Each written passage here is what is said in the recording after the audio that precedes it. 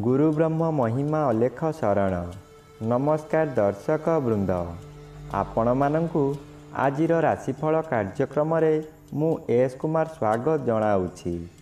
प्रतिदिन निजर राशिफल जानिबा पाई गुरुकृपा यूट्यूब चैनल को सब्सक्राइब करंतु और पाखरे थिबा बेल आइकन को प्रेस करी ऑल नोटिफिकेशन ऑन करी दियंतु, जहा फलरे आमे जेतेबेले वीडियो अपलोड करिवो प्रथमे आपण वीडियो देखि पारिबे।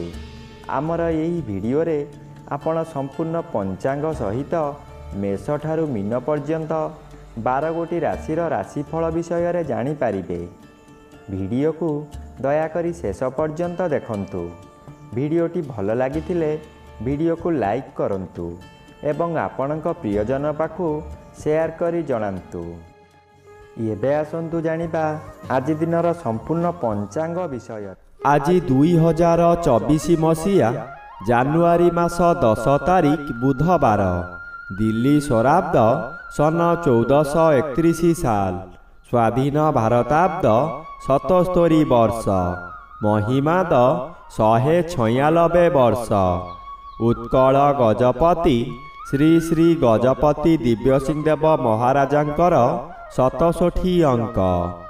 सौरस्व पौष मास 26 दिन, चांद्रमते पौष कृष्ण पक्ष चतुर्दशी तिथि, रात्रि 7 घंटा 26 मिनिट पर्यंत। आजिर सूर्योदय बिरजा क्षेत्र को 6 घंटा 26 मिनिट, धनु लग्न 4 दंड 20 लिता गते उदय। आजिर सूर्यास्त बिरजा क्षेत्र को 5 घंटा 19 मिनिट, मिथुन लग्न 4 दंड 40 लिता गते अस्त। आज धनुचंद्र 60 दंड, मूला नक्षत्र रात्रि 7 घंटा 17 मिनिट पर्यंत, एहा परे पूर्वाषाढ़ा नक्षत्र।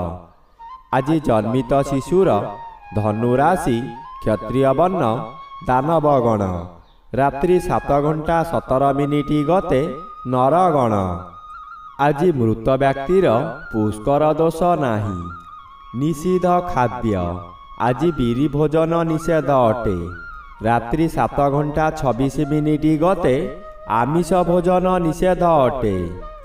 आजिर अमृत जोग प्रातरु दिबा 7 घंटा 14 मिनिट मध्य, दिबा 8 घंटा 2 मिनिट गते 10 घंटा 50 मिनिट मध्य, दिबा 11 घंटा 4 मिनिट गते 1 घंटा 38 मिनिट मध्य, संध्या 6 घंटा 4 मिनिट गते 7 घंटा 52 मिनिट मध्य एवं रात्रि 8 घंटा 28 मिनिट गते 2 घंटा 52 मिनिट मध्य। आजिर महेंद्र जोग नाही। आजिर काल बेला दिबा 10 घंटा 14 मिनिट गते 12 घंटा 8 मिनिट मध्य।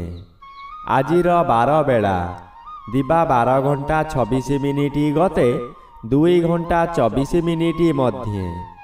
आजिर काल रात्रि रात्रि 1 घंटा 31 मिनिट गते 3 घंटा 24 मिनिट मध्य।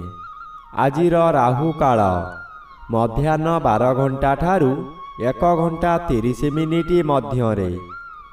आज तुला राशि और कुंभ राशि घात चंद्र, रात्रि 7 घंटा 17 मिनिट मध्य, सिंह राशि घात नक्षत्र, घात तिथि नाही। कर्कट राशि घात 12। बंधुगण, एबे आसंतु जानिबा मेष ठारू मीन पर्यंत 12 राशिर राशिफल विषय रे। राशिचक्र प्रथम राशि मेष राशि। आज मेष राशि जन्मित व्यक्ति मानक सकाशे नवम स्थान रे उभय रवि और चंद्र गोचर भ्रमण करुछंती। आपण जेउ कार्य करिबाकु चाहिबे तहिरे सफलता मिली पारे किंबा मिली न पारे। एही समय रे आपण बहु स्थान रे धर्म कार्य मान करी प्रशंसित हेबे। बंधु बांधव और परिवार सदस्य माने सहयोगर हाथ बढ़ाइबे। आपणकर शत्रु माने दूरेई जिबे। आज कोनोसी उत्सव रे योगदान करि पारंती। राशिचक्र द्वितीय राशि ବୃଷ ରାଶି। ଆଜି ବୃଷ ରାଶି ଜନ୍ମିତ ବ୍ୟକ୍ତିମାନଙ୍କ ସକାଶେ ଅଷ୍ଟମ ସ୍ଥାନରେ ଉଭୟ ରବି ଓ ଚନ୍ଦ୍ର ଗୋଚର ଭ୍ରମଣ କରୁଛନ୍ତି। ସୌଭାଗ୍ୟର ବିଷୟ, ଉଭୟ ରବି ଓ ଚନ୍ଦ୍ର ଅନ୍ୟ ଗ୍ରହ ଦ୍ୱାରା ବାଧା ପାଉଥିବାରୁ ଅଶୁଭ ଫଳ କମ୍ ମିଳିବ। ବନ୍ଧୁ ବିବାଦ ସ୍ଥଗିତ ରହିଯିବ। ଯାହା ଅଧିକ କ୍ଷତି ହେବାର ଥିବ ସେଠାରେ ଅଳ୍ପରେ କ୍ଷୟକ୍ଷତି ହେବ। ମନରେ କ୍ରୋଧ ଜାତ ହେବ। ମନର କ୍ରୋଧକୁ ନିୟନ୍ତ୍ରଣରେ ନ ରଖିଲେ ଆପଣ ବହୁ ସ୍ଥାନରେ ଅପମାନିତ ହେବେ। ଦୁର୍ଘଟଣା ହୋଇପାରେ, ତାହା ଶାରୀରିକ ହେଉ କିମ୍ବା ମାନସିକ ହେଉ। ରାଶିଚକ୍ରର ତୃତୀୟ ରାଶି ମିଥୁନ ରାଶି। ଆଜି ମିଥୁନ ରାଶି ଜନ୍ମିତ ବ୍ୟକ୍ତିମାନଙ୍କ ସକାଶେ ସପ୍ତମ ରବି ଅନ୍ୟ ଗ୍ରହ ଦ୍ୱାରା ବାଧା ପାଉଥିବାରୁ ଅଶୁଭ ଫଳ ପ୍ରଦାନ କରିବେ ନାହିଁ। ସପ୍ତମ ସ୍ଥାନରେ ଚନ୍ଦ୍ର ଗୋଚର କରୁଛନ୍ତି। ଚନ୍ଦ୍ର କୌଣସି ବାଧା ପାଉନଥିବାରୁ ସମ୍ପୂର୍ଣ୍ଣ ଶୁଭ ଫଳ ପ୍ରଦାନ କରିବେ। ପରିବାର ମଧ୍ୟରେ ଥିବା ଭୁଲ ବୁଝାମଣା ଶାନ୍ତ ପଡ଼ିବ। ହସ ଖୁସିରେ ରହିବେ। ଅଚାନକ ଆୟ ବୃଦ୍ଧି ହେବ। ଏତେ କାର୍ଯ୍ୟ ବ୍ୟସ୍ତତା ମଧ୍ୟରେ ଥାଇ ମଧ୍ୟ ବିଭିନ୍ନ ଦିଗରୁ ଶୁଭ ସମ୍ବାଦ ପାଇ ବିଦେଶ ଯାତ୍ରା କରିପାରନ୍ତି।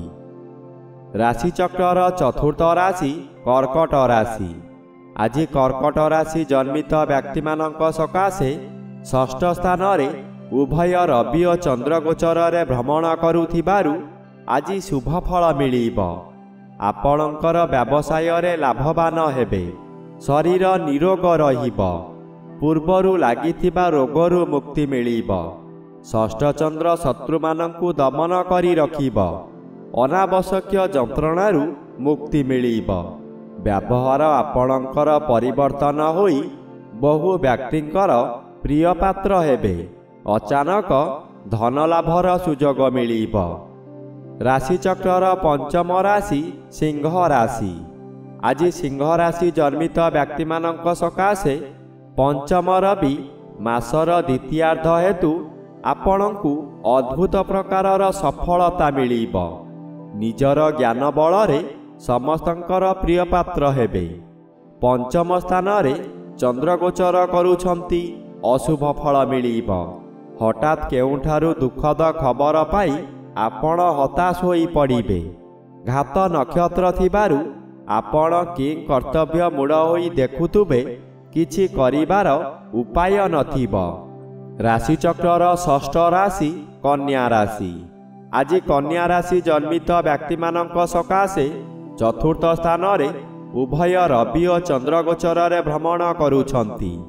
ଉଭୟ ରବି ଓ ଚନ୍ଦ୍ର ଅନ୍ୟ ଗ୍ରହ ଦ୍ୱାରା ବାଧା ପାଉଥିବାରୁ ଅଶୁଭ ଫଳ ପ୍ରଦାନ କରିବେ ନାହିଁ। ଉଦ୍ୟମରେ ସଫଳତା ମିଳିବ, କିନ୍ତୁ ନିଜର ଧୈର୍ଯ୍ୟ ହରାନ୍ତୁ ନାହିଁ। ପରିବାରରେ କଳହ ହୋଇପାରେ। ଆଜି ଆଗ ପଛ ଦେଖି ଭଲ ଭାବରେ ବିଚାର କରି କାମ କରନ୍ତୁ। ବିଳମ୍ବରେ ହେଉ ପଛେ ସଫଳତା ମିଳିବ। ମନକୁ ସ୍ଥିର ନ ରଖିଲେ ବିପଦ ହିଁ ବିପଦ ଆସିବ।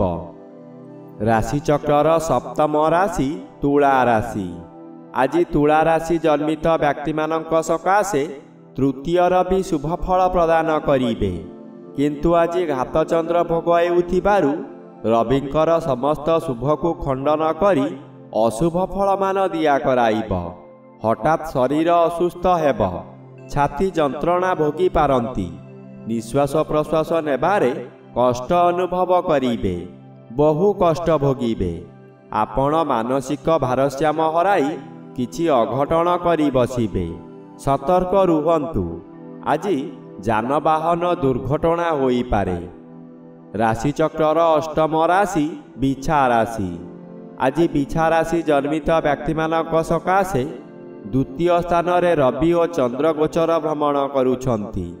ଉଭୟ ରବି ଓ ଚନ୍ଦ୍ର ଅନ୍ୟ ଗ୍ରହ ଦ୍ୱାରା ବାଧା ପାଉଥିବାରୁ ଆଜି ମଧ୍ୟମ ଫଳ ମିଳିବ। ଆପଣଙ୍କର ପ୍ରତ୍ୟେକ କାର୍ଯ୍ୟରେ ପ୍ରବଳ ବାଧା ଆସିବ।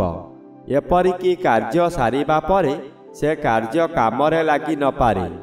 କାହାରି ପ୍ରରୋଚନାରେ ବିଦେଶ ଗ୍ରସ୍ତ କରି ବହୁ ଅର୍ଥ ବ୍ୟୟ କରିବେ। ଆଜି ପ୍ରତ୍ୟେକ କାର୍ଯ୍ୟ କରିବା ପୂର୍ବରୁ ଭଲ ଭାବରେ ଚିନ୍ତା କରି ନିଅନ୍ତୁ। ରାଶିଚକ୍ରର ନବମ ରାଶି ଧନୁ ରାଶି। ଆଜି ଧନୁ ରାଶି ଜନ୍ମିତ ବ୍ୟକ୍ତିମାନଙ୍କ ସକାଶେ ଜନ୍ମର ବି ବାଧାପ୍ରାପ୍ତ ଅଛନ୍ତି, ଅଶୁଭ ଫଳ ପ୍ରଦାନ କରିବେ ନାହିଁ। ଆଜି ଶ୍ରୀଚନ୍ଦ୍ର ଭୋଗ ହେଉଥିବାରୁ ଓ ଅନ୍ୟ ଗ୍ରହ ଦ୍ୱାରା ବାଧା ପାଉଥିବାରୁ କେତେକାଂଶରେ ଅଶୁଭ ଫଳ ମିଳିବ। ଯେଉଁ କାମ କରିବାକୁ ଚାହିଁବେ ତାହା ବିଳମ୍ବରେ ହେଉ ପଛେ ସଫଳ ହେବେ। ଶୁଭ ଅଶୁଭ ଖବରମାନ ପାଇ ଆପଣ ବ୍ୟତିବ୍ୟସ୍ତ ହୋଇପାରନ୍ତି। ସାମାନ୍ୟ ଜ୍ୱର ହୋଇପାରେ। ଦେହର ତାପମାତ୍ରା ବଢ଼ିଯିବ। ଉପବାସରେ ରହିବେ।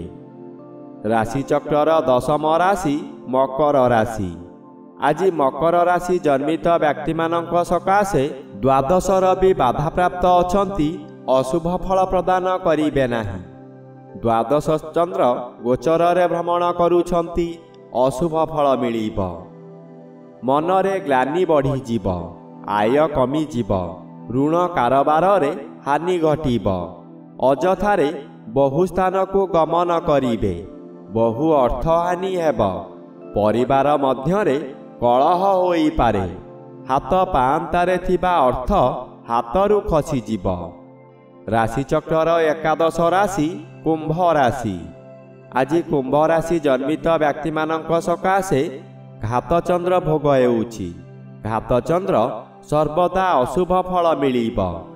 ଘରେ ବାହାରେ ପ୍ରତ୍ୟେକ ସ୍ଥାନରେ ଆପଣ ଅପଦସ୍ଥ ହେବେ। ବହୁ ପରିମାଣରେ ବ୍ୟୟ ହେବ। ଶରୀର ଅସୁସ୍ଥ ରହିବ। ମଥା ବିଚଳିତ ହେବ। ରାସ୍ତା ଦୁର୍ଘଟଣା ହୋଇପାରେ।